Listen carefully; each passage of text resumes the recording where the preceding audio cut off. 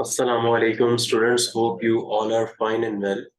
I am your mathematics instructor Furqan Ahmed from VU Tuitions Learning Platform, which is Pakistan's first free of cost learning platform. Students, जहां आपको तमाम subjects के notes, quizzes और आपको free of cost ये lectures जो हैं वो मिलते हैं प्रिपरेशन करने के लिए एग्जाम्स के। स्टूडेंट्स, आपको जैसे मालूम है हम चैप्टर नंबर 3 जो है वो कर रहे हैं, उसका क्वेश्चन नंबर 11 और 12 आज के लेक्चर में हम करेंगे। एक्सरसाइज 3.1 जो है वो हम कर रहे हैं। स्टूडेंट्स, उम्मीद करता हूँ प्रीवियस तमाम लेक्चर्स आपको बहुत अच्छे तरीके से समझ में आ रहे होंगे, और अगर किसी स्टूडेंट को कोई कंफ्यूजन है, कोई क्यूरी है, तो हम हमसे व्हाट्सएप कम्युनिटी ग्रुप में वो बात कर सकता है, जहाँ पे हम उसको डिटेल के अंदर वो चीज़ें समझाएंगे जो उसको क्लियर नहीं है या जो उसको कन्फ्यूजन क्रिएट कर रही हैं, जो कॉन्सेप्ट्स उसके क्लियर नहीं हो पा रहे। तो आप एनी टाइम जो है हमसे राब्ता कर सकते हैं। फेसबुक के ऊपर भी ये वीडियोस जो हैं अपलोड हुई हैं। कुछ स्टूडेंट्स को कन्वीनियंट होता है कि वो फेसबुक पे जाकर देखें, डिफरेंट एप्लीकेशंस के ऊपर उनको अच्छा लगता है, लाइक यूट्यूब उनको कन्वीनियंट नहीं लग रहा होता है, या कुछ को फेसबुक कन्वीनियंट नहीं है, तो हमने इसको यूट्यूब पे भी है वीडियोस को डाली हुई हैं तमाम लेक्चर्स की, तो आप वहां से जाके भी इसको देख सकते हैं। उसके अलावा और नोट्स जो हैं वो मौजूद हैं। बहुत सारे स्टूडेंट्स को कंप्यूटराइज नोट्स जो हैं वो सूटेबल नहीं लगते, या उनसे उनको प्रिपरेशन करना सही नहीं लगता, तो उनके लिए जो है हैंड रिटन नोट्स भी मौजूद हैं। और उसके अलावा जो लेक्चर में आपको समझाता हूँ, जो क्वेश्चन समझाता हूँ लेक्चर के अंदर, वो भी सेव करके हम जो है वेबसाइट के ऊपर अपलोड कर रहे हैं, वो भी आप वहाँ से देख सकते हैं लेक्चर खत्म होने के बाद। और ये एनी टाइम जो है ये मौजूद रहता है, या यूट्यूब चैनल के ऊपर आप वहाँ पे जाके एनी टाइम इसको मल्टीपल टाइम्स देख सकते हैं। ये आपको फैसिलिटी है। और क्लास अगर आप कहीं कॉलेज में लेते हैं या किसी कोचिंग में लेते हैं, वहाँ वंस टाइम ले सकते हैं।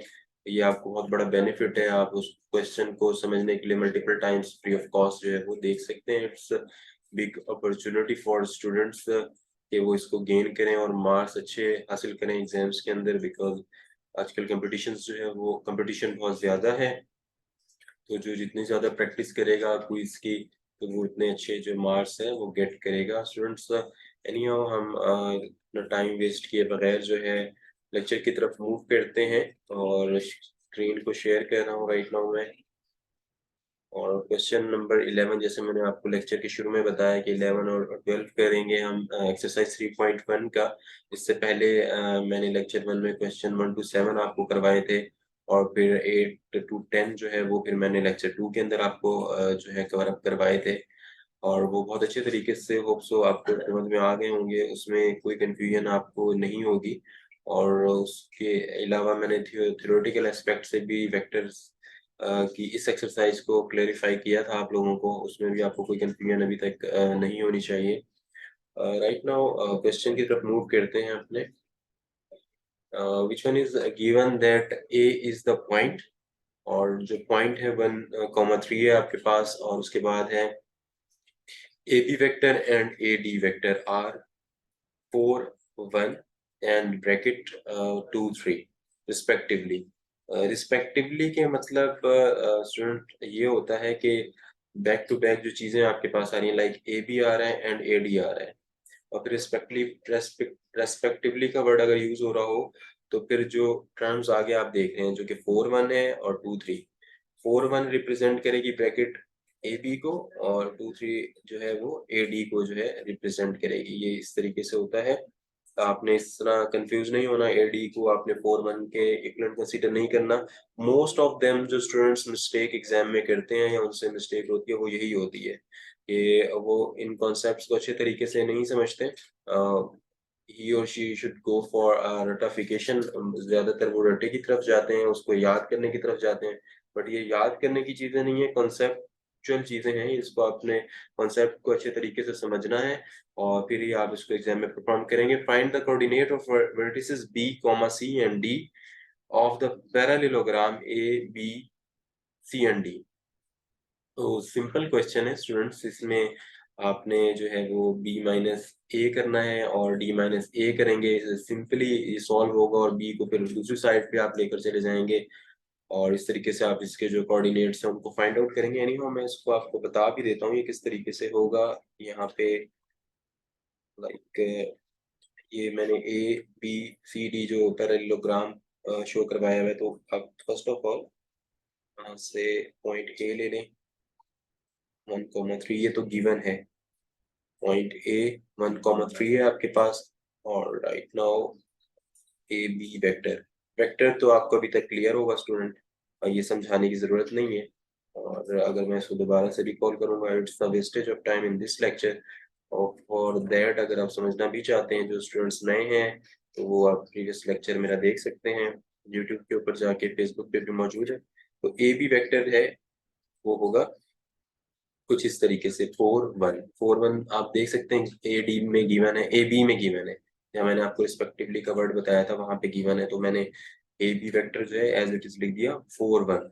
ये आप देखें जहाँ पे मैंने अभी एक कर्सर को डॉट लगाया है, तो इस तरीके से 4 1 जो है वो मैंने लिख दिया। उसके बाद जो है इसको मैंने आपको बताया था लेक्चर स्टार्ट होने से पहले, सिंपली माइनस करेंगे, B minus A vector, B vector minus A vector is equal to what, 4 1 as it is मैं लिख दूंगा।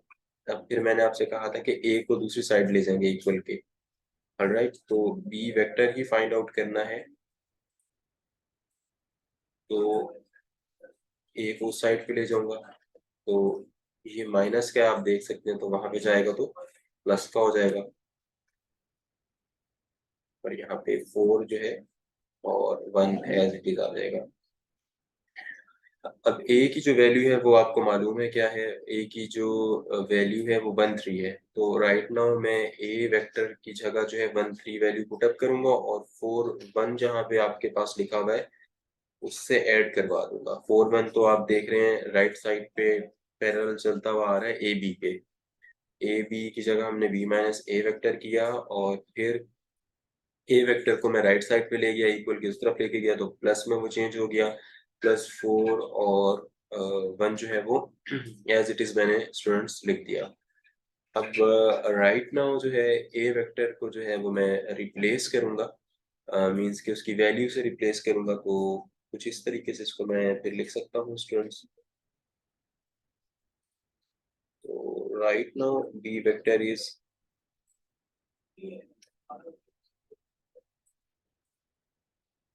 B vector is 5/4।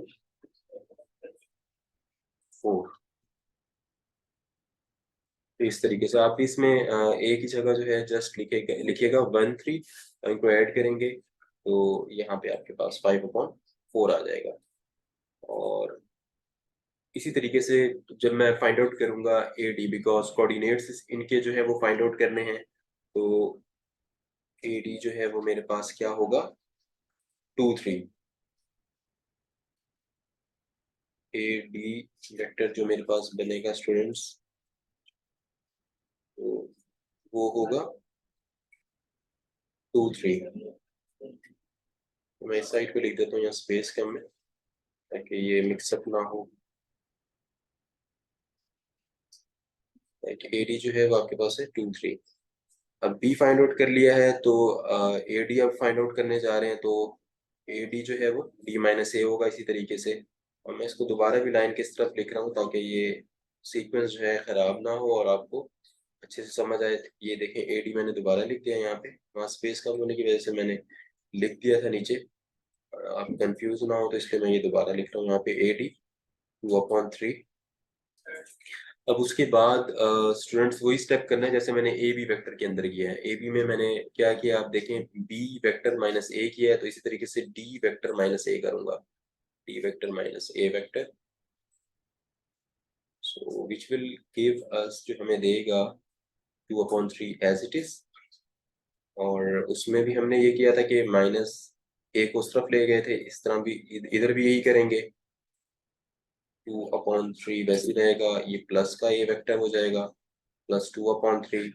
अब जो है वो मैं ए की जगह वेक्टर को रिप्लेस कर दूंगा, ए की जगह मेरे पास 1/3 है, तो यहाँ पे 1/3 आ जाएगा, +2/3 आ जाएगा यहाँ पे। तो डी वेक्टर राइट नाउ जो है मैं फाइंड आउट करने जा रहा हूँ, तो यहाँ पे मेरे पास आ जाएगा 3/6। और फाइंड आउट भी स्टूडेंट्स हमने यही करना था, 3/6 जो है वो मेरे पास आ गया। तो ये सिंपल क्वेश्चन है, और आपने एग्जाम में अगर आ जाता है तो कंफ्यूज नहीं होना। कोऑर्डिनेट्स सिंपली जो है वो स्टूडेंट्स फाइंड आउट करने हैं और कुछ इस तरीके से ही फाइंड आउट होंगे। पैरेललोग्राम के अगर आपने कोऑर्डिनेट्स फाइंड आउट करने हों तो उसमें आपने देखा कि ए वेक्टर हमें गिवन किया हुआ था, मैंने ए बी वेक्टर किस तरीके से फाइंड आउट किया, सेम एज इट इज फिर जो है वो मैं ए डी के वेक्टर्स को फाइंड आउट करने गया तो फिर एज इट इज मैंने जो है वो मेथड को फॉलो किया जो कि ए बी वेक्टर में किया था, like B vector minus A vector is equal to 4 1।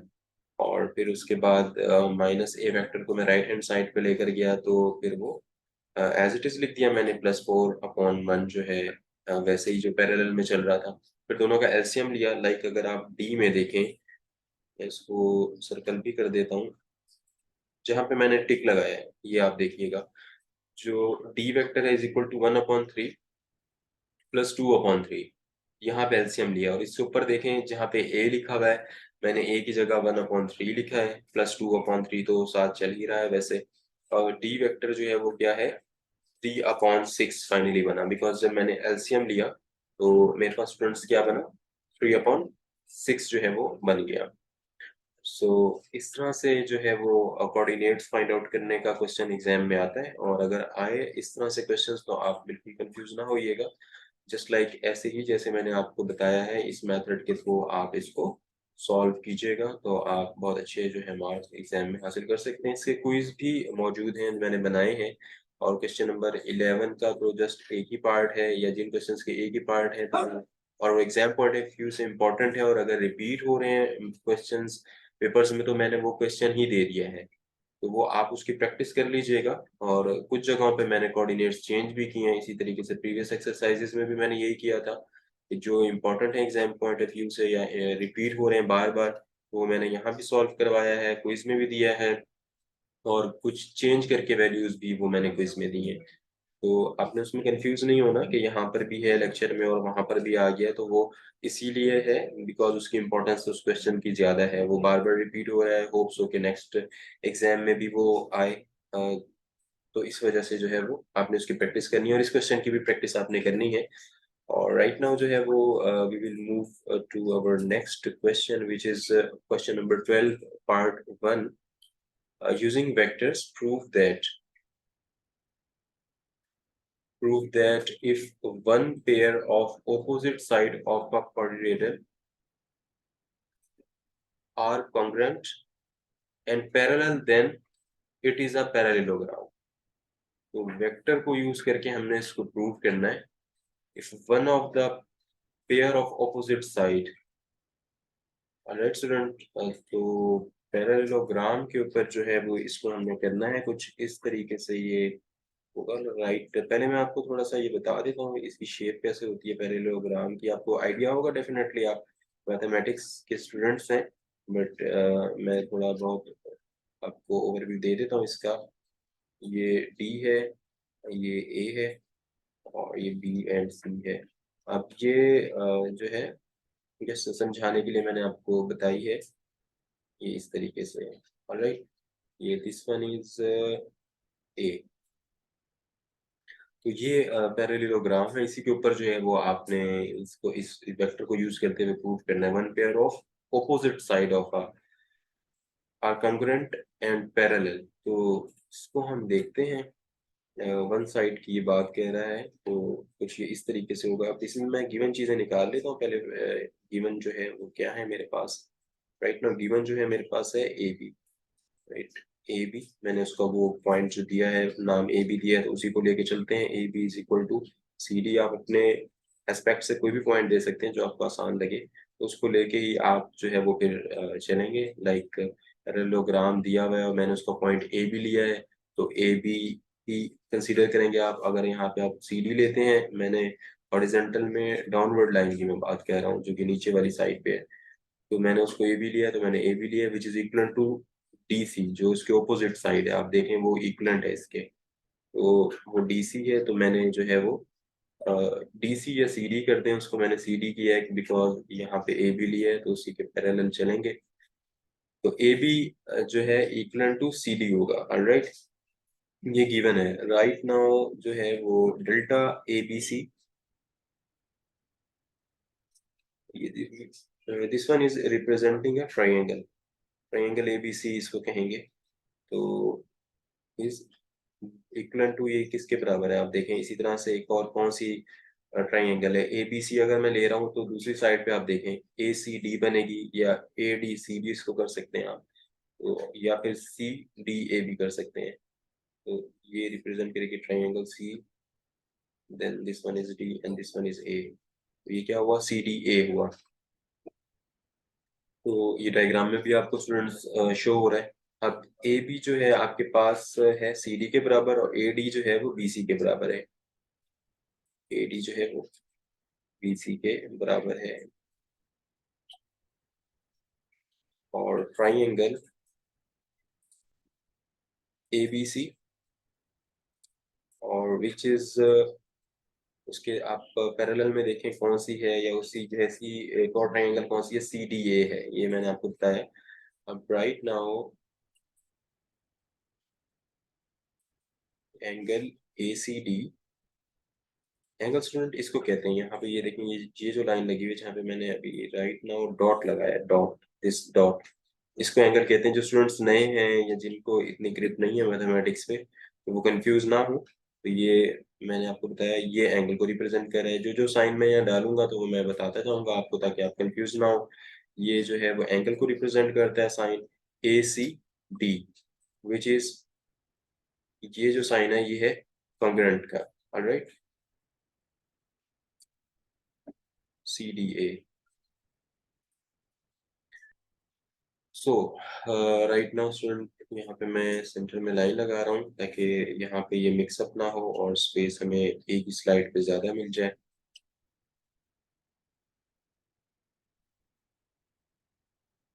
तो मैंने लिखा था angle ACD congruent to triangle CDA, right, और this one is triangle, right student. But आप को मैंने समझाने के लिए वो एंगल लिखा था, this one is representing angle, but this one is ACD is क्या है, ट्राइंगल है, जो कि कंग्रुएंट है ट्राइंगल CDA के। ये आपने जो है वो याद रखना है। तो राइट नाउ लाइन जो हमने लगाई है इसके साइड पे हम बाकी पोर्शन करते हैं क्वेश्चन का। अब राइट नाउ एंगल DAC, अब एंगल की बात करते हैं, दिस वन इज DAC आप देख सकते हैं, which is congruent to what, कौन से एंगल के दूसरी साइड पे जो एंगल है, angle ACB। Right student, this sides are parallel as alternate angle are equal. तो ये चीज तो हमने यहाँ पे रिटन में लिख के भी शो करवा दी है। अब तो AB मेरे पास क्या होगा students, AB is parallel to CD, alright, और AD किसके होगा, AD मेरे पास होगा BC के।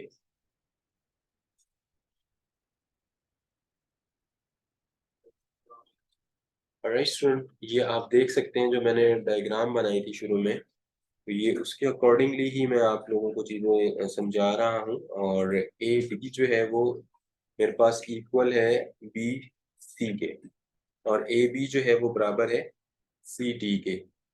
आप देख सकते हैं डायग्राम के अंदर। और उससे ऊपर अगर आप एंगल की मैं बात करता हूँ, तो एंगल DAC जो है कंग्रुएंट है एंगल ACB के, बिल्कुल ऐसे ही है।